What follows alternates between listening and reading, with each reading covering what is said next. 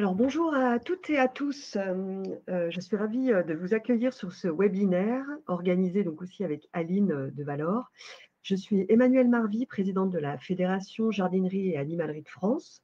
Donc notre fédération œuvre au quotidien en fait pour représenter et accompagner les entreprises du secteur jardinerie et animalerie. Donc ce rendez-vous est l'occasion non seulement de partager les résultats d'une étude clé sur l'évolution de nos marchés, mais c'est aussi de rappeler le rôle de la fédération. Le rôle de la fédération, bien sûr, c'est de bénéficier de données exclusives, d'échanger sur le marché, d'être également relais auprès des pouvoirs publics et bien sûr de la force du collectif, d'être ensemble. Nous sommes bien sûr, en tant que fédération, membres de l'Interpro Valor. Valor représente l'ensemble de la filière végétale. Valor réalise régulièrement des études consommateurs et des études sur les entreprises pour nous aider, nous les entreprises, à mieux connaître notre marché, nos opportunités et les défis à relever, mais également pour nous, fédération, pour avoir des informations que l'on peut relayer auprès des pouvoirs publics. L'étude que nous vous présentons aujourd'hui sur les chiffres clés des jardineries et graineries apporte donc un éclairage précieux. Elle nous aide à situer nos performances et à suivre les dynamiques des différentes familles de produits. Je vais laisser la parole à Laurent Frelat, donc, qui est directeur général de Xerfi, pour vous présenter les résultats de l'étude. Voilà, très bon webinaire. Bonjour à toutes et à tous. Effectivement, donc, Valor nous a confié la réalisation de cette étude. Juste en quelques mots, peut-être me présenter. Je suis donc Laurent Frelat, je suis directeur général de Xerfi Spécifique. Xerfi Spécifique étant l'entité au sein du groupe Xerfi qui s'occupe des études à la demande, des études sur mesure. Vous connaissez très certainement le groupe Xerfi, qui est donc spécialisé dans la réalisation d'études sectorielles, un peu plus de 1000 études au catalogue, puisqu'il s'agit d'études dites sur étagère. Un peu plus de 1000 études au catalogue sur le périmètre France, 500 études à l'international. Et le groupe a décidé depuis un certain nombre d'années maintenant de faire de l'activité études à la demande une activité à part entière, qui est d'ailleurs représentée par une business unit complètement séparée du reste du groupe, tout en y étant intégrée de par, évidemment, le sourçage de ces informations et les échanges que nous pouvons avoir. Donc, Xerfi Spécifique aujourd'hui, c'est, pour vous donner un ordre d'idée, c'est un bureau d'études de quelques 25 directeurs et chargés d'études. C'est un centre d'enquête qui est basé à Nanterre et qui comprend quelques 40 positions. Centre d'enquête qui est bien évidemment intervenu sur l'étude que je vais vous présenter dans un instant. Et puis, c'est bien évidemment tout le soutien groupe, le catalogue d'études auquel je parlais tout à l'heure, les experts sectoriels et bien évidemment le soutien également du staff informatique. Je vous propose donc de dérouler les résultats de cette étude qui va être structurée en 3 parties. Les caractéristiques des entreprises, effectivement, de l'univers jardinerie-grainerie, l'activité de ces entreprises et puis un petit focus sur l'emploi au sein des jardineries et graineries. Au préalable, je vous propose de revenir quand même de façon à ce que nous ayons tous en tête de ce dont il s'agit sur l'univers étudié et sur la méthodologie également qui a été mise en place pour obtenir ces résultats. L'univers étudié ici, il est constitué des établissements spécialisés dont l'activité principale se caractérise par la distribution de végétaux, de produits phytosanitaires, de produits et d'articles de jardinage et de toutes les fournitures pour le jardin et l'environnement. Tous les résultats que je vais vous présenter distinguent 2 catégories qui sont les jardineries, qui présentent une surface commerciale supérieure à 1000 m², et les graineries, dont la surface commerciale, elle, est inférieure à 1000 m². J'attire votre attention sur le fait que le libre-service agricole, les LISA, sont exclus du champ de cette étude. La méthodologie qui a été mise en place s'apparente à celle d'ailleurs qui avait été également développée les années précédentes, puisque cette étude en fait est renouvelée régulièrement tous les 2 ans. Nous sommes partis d'une population interrogée de quelques 970 entreprises ou groupes qui constituent l'ensemble de la profession jardinerie et grainerie. Nous avons mis à jour, actualisé le questionnaire qui donc a permis de remonter les informations essentiellement quantitatives concernant l'activité de ces entreprises et leur structuration. La période d'enquête, la période pendant laquelle les entreprises ont été sollicitées, s'est étalée du mois de mars au mois de juin. Une enquête qui couplait ce qu'on appelle une approche web et une approche téléphonique, c'est-à-dire qu'il y avait une sollicitation qui s'est faite par mail avec accès à un lien sécurisé pour répondre au questionnaire, possibilité d'ailleurs de partager ce lien avec différentes personnes en interne au sein de la même entreprise, possibilité également donc de remplir partiellement le questionnaire et d'y revenir, et justement derrière, des incitations, mobilisations à nous fournir les informations grâce à notre centre d'enquête qui a pris le relais pour solliciter effectivement les personnes auxquelles ce questionnaire avait été adressé. Au final, nous avons collecté quelques 221 questionnaires complets, exploitables, qui correspondent à 526 points de vente. Ça représente un tiers des entreprises de l'ensemble du secteur, du champ couvert par l'étude, et un peu plus de 10 000 salariés, soit pratiquement la moitié, effectivement, des salariés du secteur. Donc, on est sur des taux de représentativité qui sont élevés pour ce genre d'exercice, grâce, bien évidemment, déjà en premier lieu à la concentration du secteur sur la partie jardinerie. On va y revenir dans un instant, sachant qu'on est sur quelque chose de beaucoup plus diffus, bien évidemment, au niveau des graineries, et aussi et surtout grâce à la mobilisation de la profession et des gros intervenants au sein du secteur, des grands groupes qui, effectivement, se sont, dans leur quasi-totalité, vraiment prêtés au jeu. Pour autant, et quand je parle de participation massive des grosses structures, il n'y a aucune déformation des résultats qui vous sont présentés ici, puisque tous les résultats que je vais vous présenter ont été repondérés, bien évidemment, au prorata du poids réel de chaque catégorie d'entreprise. La première partie est juste, j'aurais dû le rappeler peut-être, bien évidemment, mais compte tenu de la période d'interrogation, nous avons collecté des datas sur l'année 2024, donc tout ce que je vais vous présenter ici consiste effectivement en une situation à l'issue de l'année 2024. La première des données, c'est le dénombrement des établissements de la profession. Dénombrement des établissements de la profession, nous sommes sur quelques 1580 établissements, un chiffre qui est en baisse de 3% par rapport à l'étude qui avait été menée en 2022, 3% de baisse à 2 ans d'intervalle. Une répartition qui, comme vous le voyez, en nombre d'établissements, on est très majoritairement jardinerie, plus des 3/4, 77% exactement des établissements de la profession sont constitués de jardinerie et 23%, 370 établissements, de grainerie. Si on regarde de façon historique, puisqu'on a maintenant 10 ans d'historique effectivement sur ces suivis d'activité, on s'aperçoit que la baisse de 3% à 2 ans d'intervalle des jardineries, elle présente un caractère un petit peu exceptionnel. Et surtout, ce qui est exceptionnel, c'est le fait que cette baisse ait été aussi marquée, voire même un peu plus accentuée qu'elle ne l'est sur les graineries.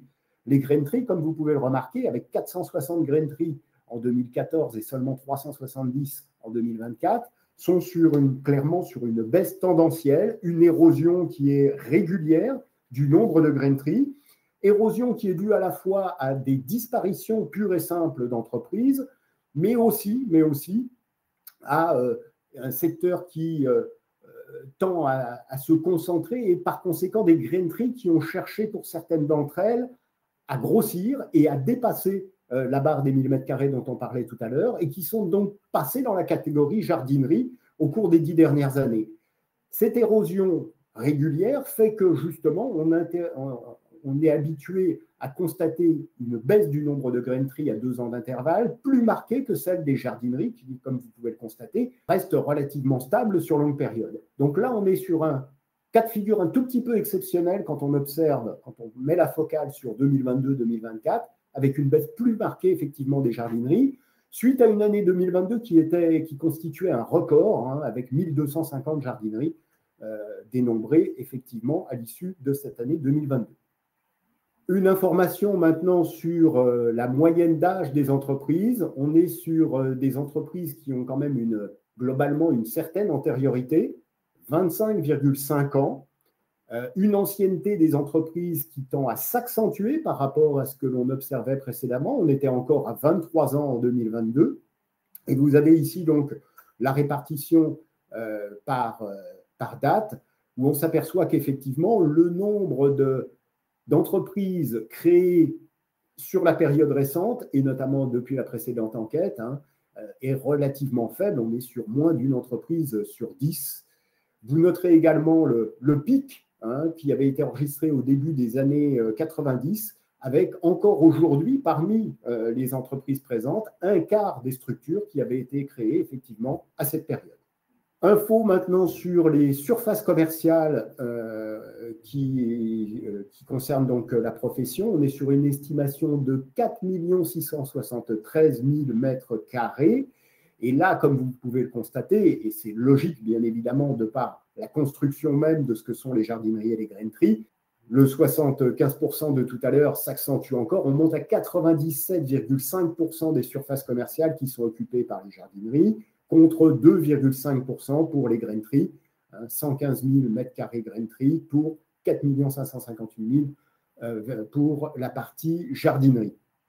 Là encore, ce qui est intéressant, c'est quand même de se comparer aux chiffres que l'on observait précédemment.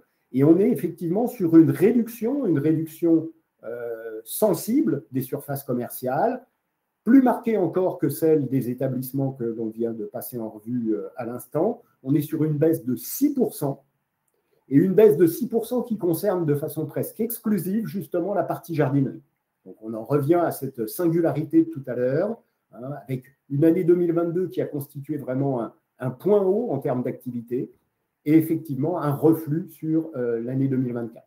Ces surfaces commerciales, elles se répartissent à 3 849 000 mètres carrés, donc 81% de la surface totale en surface commerciale pure, et on a quelques 3 142 000 mètres carrés de parking. Donc en fait, ce qui est important, c'est surtout bien évidemment le 3 849 000 mètres carrés, et lui-même se décompose en un peu plus des 2/3, 69% précisément, de surface ouverte au public, dite couverte fermée, et la surface ouverte au public en extérieur et non couverte représente donc 31% du total de la surface commerciale. Voilà pour ce qui est très rapidement donc des entreprises. Maintenant, au-delà de ces données de dénombrement et de ces caractéristiques générales, si on essaie de regarder maintenant l'activité de ces entreprises, le chiffre d'affaires, bien évidemment, qui reste quand même le repère numéro 1, bien, le chiffre d'affaires, il est estimé à l'issue de l'année 2024 à 3 110 millions. C'est un chiffre d'affaires, et ça c'est important évidemment à noter, et je vais y revenir dans un instant, qui est en baisse, et en baisse marquée, au même titre que le nombre d'établissements, au même titre que les surfaces commerciales, une baisse de 4,5% du chiffre d'affaires sur l'année 2024 versus l'année 2022. J'attire toujours votre attention sur le fait qu'on est à 2 ans d'intervalle. 95% de ce chiffre d'affaires est réalisé par les jardineries. On est très proche effectivement des 3 milliards d'euros, et on est sur quelques 150 millions, 151 précisément, 5% du total pour la partie grainerie. On est sur un chiffre d'affaires moyen, si on le ramène au mètre carré, de 665 € en moyenne, tout confondu, 650 pour les jardineries, et un chiffre d'affaires beaucoup plus important, plus du double, pour les graineries, puisqu'on atteint 1 300 €, 1 320 précisément, au mètre carré. Je reviens sur l'évolution, donc cette baisse de 4,5%, là encore, il faut relativiser un tout petit peu. Elle fait suite donc au pic d'activité qui avait été atteint en 2022 à 3 250 millions. Alors, je pense qu'il y a tout un tas de facteurs, et là, je pense que Emmanuel vous donnera éventuellement son appréciation en tant que professionnel, mais il y a tout un tas de facteurs qui très certainement ont contribué à cette contre-performance. Au-delà de l'effet de base donc, et de la performance donc, réalisée en 2022, on est bien évidemment de plus en plus confronté aux conséquences du réchauffement climatique, des canicules à répétition, et bien évidemment des restrictions, notamment en matière de consommation d'eau, qui s'en sont suivies et qui, de toute évidence, impactent aujourd'hui la consommation en matière de jardinerie. On est également sorti d'une période Covid qui avait été éminemment favorable à tout ce qui est aménagement de l'espace de vie de façon générale, parce que consommation contrainte, parce que besoin de cocooning, l'aménagement de l'espace de vie, qu'il s'agisse aussi bien de l'aménagement de l'espace de vie intérieur, le logement, que de l'extérieur, le jardin, a connu une période faste. Aujourd'hui, on sent effectivement que l'arbitrage revient à nouveau en faveur des loisirs, notamment, qui viennent concurrencer donc cet aménagement de l'espace intérieur, des loisirs divers et variés, cinéma, théâtre, sorties en tout genre, et bien évidemment le tourisme de façon générale. Ça, c'est le deuxième point, au-delà du réchauffement climatique, qui vient effectivement sûrement impacter l'activité. Et puis, une période plus difficile également d'un point de vue économique, une année 2024 quand même fortement marquée par l'inflation. Et là, je parle bien évidemment des effets indirects de l'inflation, c'est-à-dire notamment leurs conséquences sur le pouvoir d'achat. Il y a peut-être une appréciation de votre côté, Emmanuel. Oui, je partage complètement. Je pense que c'est ces 3 points-là, effectivement, le dérèglement climatique et la problématique de l'eau. On a effectivement subi une inflation assez forte et puis du coup l'arbitrage budgétaire des Français, où on voit quand même qu'il y a un côté un peu laborieux du jardin et qui ont tendance en fait à aller plus vers du plaisir immédiat, voyage ou loisirs culturels. Alors, si on veut positiver quand même, j'insiste sur le côté exceptionnel également de l'année 2022. Justement, si on se compare à 2018, la période avant Covid, on reste sur un marché qui globalement est en croissance et s'est accru de 6,5%. Alors, vous me direz qu'en 6 ans, et compte tenu de l'inflation, 6,5%, le compte n'y est pas. OK. Mais on est quand même sur un marché qui reste en progression, tout au moins en valeur. La façon dont maintenant se répartit ce chiffre d'affaires selon les familles de produits, ce que l'on constate ici, au-delà des résultats détaillés que vous avez sous les yeux et que vous aurez tout le loisir d'étudier, bien évidemment, c'est que de façon générale, les végétaux d'extérieur, c'est-à-dire ici tout ce qui est produits de pépinière, plantes à massif, bulles, plantes, semences et autres végétaux d'extérieur, regroupent 31%, un petit tiers du total du chiffre d'affaires de la profession. Autre poste important, c'est si on regroupe tout ce qui est animalerie vivante, animalerie inerte, on est au global sur 20,5% et ça constitue également un poste donc important, désormais plus d'un cinquième du chiffre d'affaires de l'ensemble de la profession jardinerie-grainerie.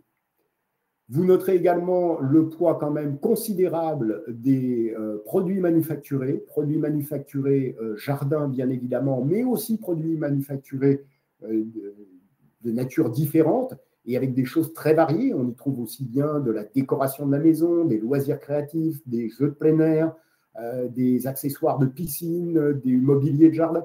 Voilà, tout cet ensemble qui va même jusqu'à la librairie, pèse très lourd. Il représente lui aussi pratiquement un cinquième du chiffre d'affaires profession également. Et il a, je pense, et là encore sous le couvert d'Emmanuel, le mérite de souvent de venir un petit peu lisser l'activité, désaisonnaliser effectivement les rentrées de chiffre d'affaires qui sont bien évidemment, de par leur nature, éminemment fortes sur cette profession. Vous avez ici donc repris un détail qui met en évidence les évolutions des grands postes depuis 2020. Là encore, ce que l'on constate, c'est que le poids des plantes à massif dans le chiffre d'affaires est tendanciellement à la baisse. Tout ce qui est végétaux effectivement d'extérieur et le poids des végétaux d'intérieur et de tout ce qui est fleuristerie, à l'inverse, tend à progresser tendanciellement depuis 2020 pour représenter désormais 30% de l'ensemble du chiffre d'affaires. Vous avez donc ces deux mouvements à prendre en considération et qui expliquent certainement eux aussi en partie l'évolution des chiffres d'affaires. Un éclairage maintenant sur l'origine des végétaux qui sont vendus par les jardineries et les graineries. 59% de l'approvisionnement des jardineries et graineries est constitué de végétaux français. 59%, c'est un chiffre qui est légèrement en dessous de celui que l'on avait constaté en 2022, puisqu'on était à l'époque à 64%. Là c'est extérieur-intérieur, Laurent. C'est tout confondu, tout à fait. En 2024, on constate également que 92% des jardineries et graineries ont proposé à la vente des végétaux français. Et toujours donc à l'issue de cette même année, 67% des jardineries et graineries proposent à la vente des produits labellisés Fleurs de France. Là, un chiffre qui est très stable d'une année sur l'autre, 68% en 2020, 66% en 2022 et donc désormais 67%. Très grande stabilité effectivement de cet indicateur. Voilà, j'en ai pratiquement terminé avec cette présentation. Ce que je vous propose maintenant, c'est un petit éclairage sur l'emploi. L'emploi au sein des graineries et des jardineries, c'est 20 330 personnes présentes, effectifs physiques, au 31/12 de l'année 2024. 95,5% de ces salariés relèvent bien évidemment des jardineries, pour 4,5%, 930 personnes des graineries. Et là aussi, si on regarde, on constate non seulement une part croissante de l'emploi jardinerie, qui désormais pèse 95,5%. Les chiffres varient peu sur longue période, mais parce qu'on est sur des chiffres évidemment assez faibles en termes de nombre de salariés concernant les graineries. En revanche, ce que l'on constate, c'est une baisse de 4% donc, de cet effectif salarié en 2024 versus toujours le pic de l'année 2022. Et cette baisse, au même titre que les établissements, au même titre que les surfaces commerciales, elle provient essentiellement des jardineries qui, effectivement, ont payé le plus lourd tribut de ces deux catégories d'entreprises au cours de l'année 2024, avec bien évidemment toutes les nuances que j'ai pu apporter tout à l'heure en termes de comparatifs. Vous noterez également que la profession est composée de quelques 1120 apprentis et contrats de professionnalisation à l'issue de l'année 2024, ce qui représentait un peu plus de 5%, 5,5% précisément, des effectifs présents au 31/12. Donc quelque chose effectivement de considérable en termes de contribution au contrat de professionnalisation et à l'apprentissage. Enfin, et pour terminer cette présentation, un petit éclairage sur les salariés, non plus cette fois-ci au 31/12, mais en équivalent temps plein. Les salariés en équivalent temps plein, vous voyez qu'on est sur une estimation de 19 000 versus 19 400 à l'issue de l'année 2022. On retrouve donc, de façon même peut-être encore un tout petit peu plus marquée, la tendance que met en évidence l'évolution en effectif physique. Dernier indicateur sur l'effectif intérimaire. L'effectif intérimaire, il est estimé en 2024 à quelques 200 équivalents temps plein. On est donc sur un chiffre qui est très faible, qui est d'ailleurs historiquement bas. Il faut revenir à 2020 pour avoir un chiffre effectivement sur un tel niveau plancher. Pour vous donner un ordre de grandeur, puisque c'est quand même ça qui est important, ça représente du coup quelques 1% du total de l'emploi au sein de la profession. On est donc sur un chiffre très très faible. Et même si on se donne l'impression effectivement d'avoir atteint des chiffres beaucoup plus élevés de par le passé, en 2022, 400, on était sur un équivalent temps plein de 2% de l'ensemble de la profession. Le 800 de 2017, on était sur à peine 4%. Donc, en fait, et c'est là-dessus qu'il faut conclure, je pense, un recours à l'intérim qui est très limité, qui s'est considérablement réduit en 2024 pour la bonne et simple raison que l'intérim est vraiment utilisé au sein de la profession comme une variable d'ajustement. C'est la partie, je dirais, flexible de l'emploi. C'est donc la première qui a dû pâtir effectivement du ralentissement de l'activité et de la contraction effectivement des effectifs salariés. Vous voyez que on est sur des choses qui sont sans commune mesure, quelques 4% d'un côté de l'effectif salarié en baisse d'activité, et par contre, on a divisé par 2, par rapport à 2022, effectivement, le nombre d'intérimaires. Voilà, j'en ai terminé avec ce panorama de la profession, essentiellement axé sur des données de nature économique, mais avec ce petit zoom également en matière d'emploi.